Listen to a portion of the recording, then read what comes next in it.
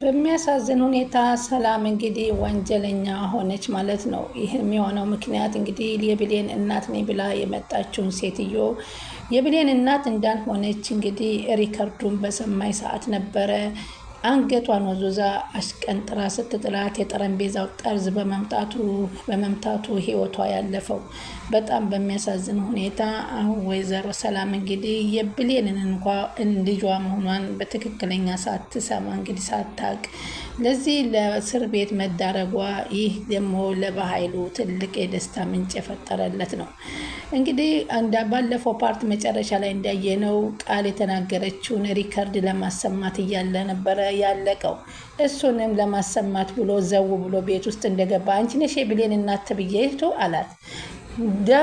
ምን ፈልገህ እንደምትመጣ እባክህ ዝም በል ብላ መቅለብለብ ትጀምራለች። ቃል ነገሮችን ይባስ ታበላሻቸዋል፣ ዝም በይ አላት። አንቺ ውሸታም የራስሽ ጉድ እንዳይወጣብሽ ነው እንደዚህ የምትይው ቀጣፊ አላት።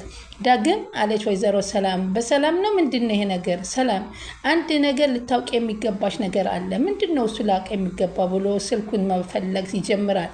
ስልኩን መፈለግ ሲጀምር በአጋጣሚ ያጣውና ተደናገጠና በቃሉ በድምፁ ለማሳመን ይሞክራል።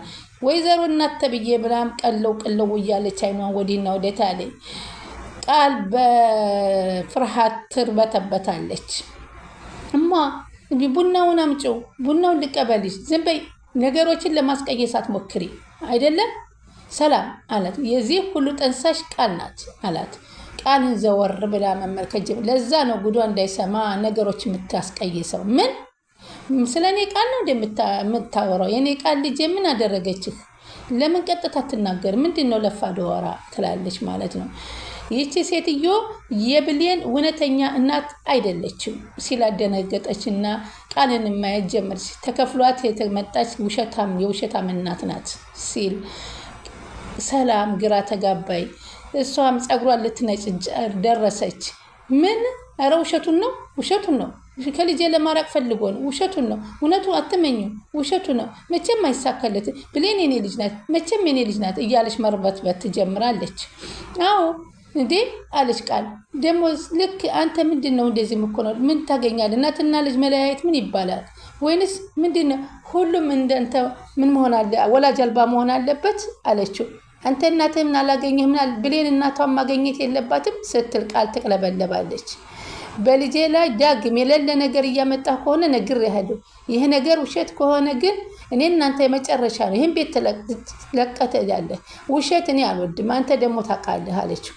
አዎ በደንብ አውቃለሁ አለ ብሌን። ምንም ውሸት አልተናገርኩም፣ ትክክለኛ ነው። በጆሮዬ የሰማሁትን ያውም ለከቃል ከገዛ ልጅሽ ነው የሰማሁት ሲላት ምን አለች? ውሸታም ቀዳዳ እኔ ነኝ? አልማዝ የብሌን እናት ናት ብዬ የማወራው የት አውቃታለሁ? ሲጀመር እኔ የብሌን እናት ትሁን አትሁን እኔና አንቺ ከየት ነው የምንተዋወቀው? በማለት ትጠይቃታለች። እሷም አረ በፍጹም እዚህ ነው ያወቅኩሽ፣ እኔ በፍጹም አላውቃትም በማለት አሁንም ትርበተብት። አሁን አውቆ በውሸት ብሌንን እዚህ ሊያስቀራ ፈልጎ ነው። እንዲህ አይነት ቅጥፈት ምን ያደርግልሃል? አለች ደግሞ እናት ተብዬዋ። ይህ የእናት ናፍቆት ምን ያህል ዋጋ እንደሚሰጥ ታውቀዋለህ? ሀዘንን ትገምተዋለህ? እያለች መርበትበት ጀመረች። እስኪ ትናንትና ሌሊት ድረስ እስከ ዛሬ ምንም እንቅልፍ ወስዶኝ አያውቅም። ትናንትና ነው ብሌንን ካገኘሁ በኋላ ካጠገቤ ሳገኛት እንቅልፍ የወሰደኝ። አታስመስሉ፣ ሁለት አስመሳዮች አላቸው ዳግም። ግን እንዴት ነው የሚመጣላችሁ? እንዴት ነው የምፈለስፉት? ብሌንን ከነ መፈጠሯ ሁለታችሁም አታውቁም። ረጅም ዓመት ለብሌን ብላ አረብ ሀገር ስትሰራ ቆይታ እንዴት እንድታረጋታለህ በማለት ታስተባብላል። ዝም በይ አላት። አንቺም ማንም የጠየቀሽ የለም። አሁን እንግዲህ ያን ጉድሽ እንዳይሰማ እንዳይወጣብሽ ስለፈለግሽ ነው አላት። ልክ እንዳንቺም ውሰት ስታጠና ጎበዝ አይደለች አላት። ከዛም በሰላም ቁጭ አረገችና ቡናውን ልጄን እንደዚህ እንድትላት አልፈልግም። ስማ ስለዚህ ልጄ ምንም ብትሆን እኮ ልጄ ናት ሰማህ ስትል፣ ስለዚህ አንተ ይህን ቤት ለቀህ ውጣ፣ ከዚህ በኋላ በፍጹም ላይ አልፈልግም፣ እውነቱን ብትናገር ይሻላል። ይቅርታ ሰላምዬ ስሜታዊ ሁኜ ነው በማለት ይናገራል። ገባኝ የብሌን እናት ስላገትካት ያን እንዳልናገርብ ስለፈለክ ነው። እኔ እናንተ እንደዚህ አይደለም ማለት የምን የብሌን እናት እሱ ነው እንዲያገታት አለች። ከዛ ዳግምን በጣም ተናደድና አይኑ ፈጠጠ። ይህንን አንድ ሚስጥር አወጣሁብኝ ብላት ዝም ይላል መስሏት ነበር።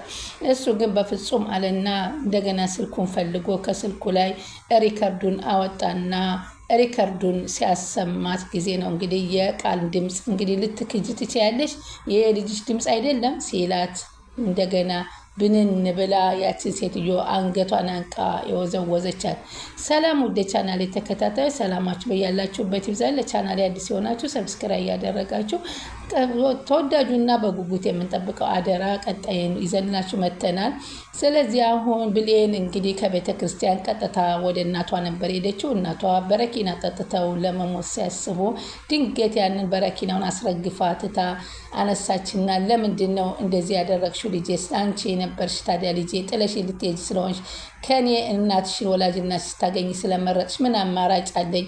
ስለዚህ የጨለማ ህይወቴ ወደዛው ሊሄድ ብዬ ነው ብላ ስትላት ተንቀጠቀጠችና ያንን በረኪና አወጣችና ለራሷ ልትጠጣ አሰበችና አስጠጥታ ተንፈራፈረች።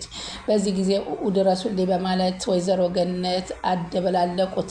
የጎረቤቷ ሴት መጣችና ምንድን ነው ሲባል ልጄ በረኪና ልጠጣብኝ ወተት ስጫት፣ ወተት ሰጠሻት? አዎ ወተት ሰጥቻታለሁኝ በማለት እንግዲህ ወተቱን እንግዲህ ሲሰጧት ብሌን ነቅታለች። ግን ለፈጣሪዋ ይቅርታ ጠይቃለች።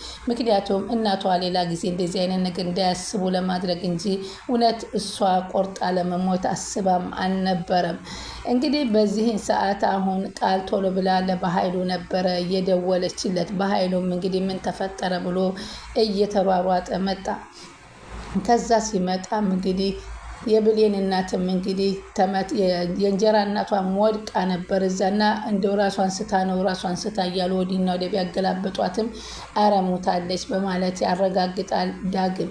ከዛም በኋላ በጣም ተጨናነቀችና አይዞሽ እየተባባሉ ያሉ አቶ በኃይሉም ድንገቱ በተጠራው መሰረት ሊያስተካክል መጣ።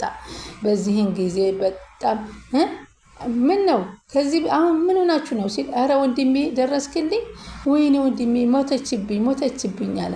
ከኛ ውጭ ስለዚህ ጉዳይ የሚያውቅ የለም። አይዞሽ ነው ወንድምሽ ደርሼልሻለሁ፣ ወንድሜ ደርሼልሻለሁ አላት።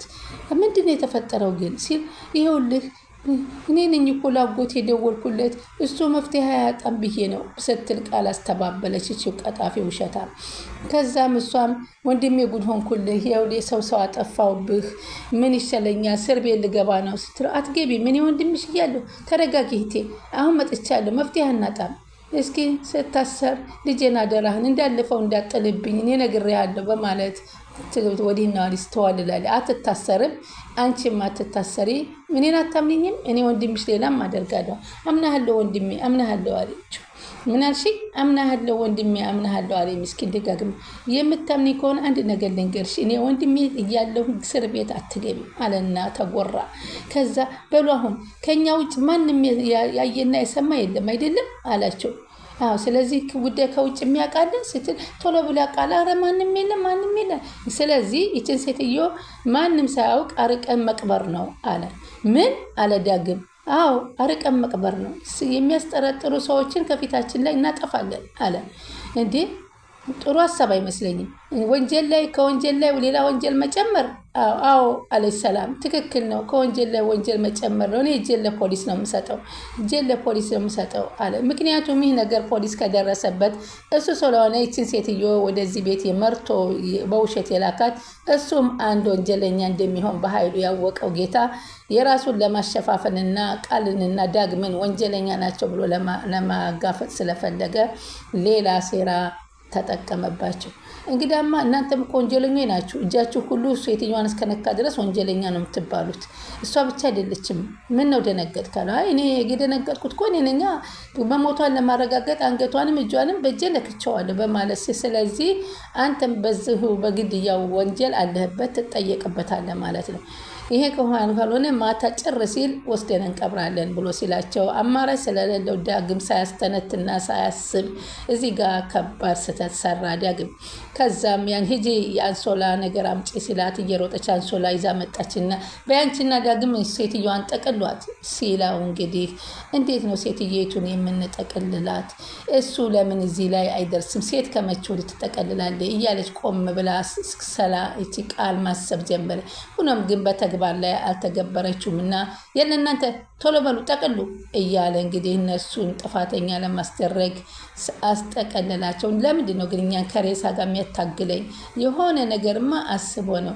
ከመቼ ወዲህ ሴት ልጅ እንደዚህ አይነት ነገር ታደርጋለች እያለች ብትልም ግን ዳግም በጣም ተደናግጦ ስለነበር በያንቺ እንጠቅላት በማለት አንሶላውን ከሷ ይቀበልና መጠቅለል ይጀምራሉ።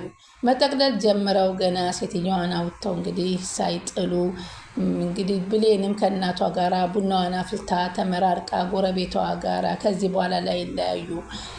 ብሌንም እንግዲህ ወደ እናቴ እንደዚህ አይነት ወንጀል ነገር አታደርግም፣ ምክንያቱም ይህን ነገር ታስታውሰዋለች፣ ከዚህ በኋላ አታጠፋል ራሷን እያለች ደስተኛ ሆና በይለባብሽና እኔ ልሸኝሽ ይሏታል የጎረቤቷ ሴትዮ። እኔ እኮ ከእንግዲህ ወዲያ እንደ ልጄ ነው የማይሽ፣ አብሬ እኮ እኔ ከገነት ጋራ አሳድጌሻለሁ በማለት ሲናገሯት አይ እኔ እሸኛታለሁ አለ። በዚህ መካከል ሳሚ የበፊቱ ስልክ የተለዋወጡበትን ድምፅ እየሰማ ሰራሽልኝ ብሌን እሰራልሻለሁ፣ ለካ በስሜት የተረማምደሻል፣ አንቺ አልገባሽም እኔ ሳሚ ማን እንደሆንኩ እያለ እሱም ባላወቀው ቤቱ ቁጭ ብሎ እየተናደደና እየዛተ ነበር።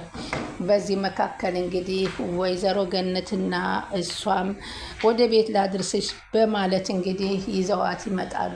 እነሱም ሬሳውን ይዘው ወጥተው ሳይቀብሩ እዛው ቤታቸው ውስጥ እንዳለ ገነትና ብሌን ደረሱባቸው። በር ተንኳኳባቸው። የሚገቡበት ነገር ግራ ገባቸው። ሰላም ምን ይሻለኛል ሰው መጣብን አለች።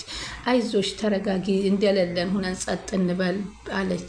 ቢሆንም የውጭ መስታወታቸው ሰው አለ የለም ብሎ የሚያሳይ ስለነበረ መደበቅ አይቻልም።